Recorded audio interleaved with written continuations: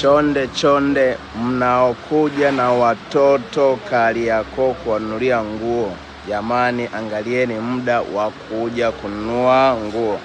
Okay, ni sahihi na ni haki yao watoto kununuliwa nguo, maana wamedeserve kwa sababu wametii masharti na wamefanya taratibu sahihi katika kipindi hiki cha funga.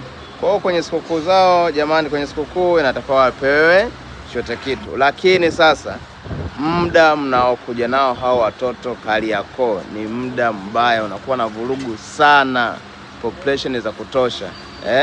Muda sahihi ambao unaweza nikakusihi wa kuja kununua vitu Kariakoo, njoo asubuhi mapema saa 1 uwe Kariakoo. Maduka baadhi ya nguo yanakuwa yako wazi, matching wamefungua. Kwa hiyo utapata huduma nyingi ambazo unaweza kuzipata chap, then unarudi nyumbani bila kupata kwaru za misongamano ya hapa na pale. Sasa watu wengine mnakuja muda wa mchana, yani ni mbanano, heka hewa haitoshi, mara wengine mmepotezana watoto wenu, inakuwa ni tabu tupu.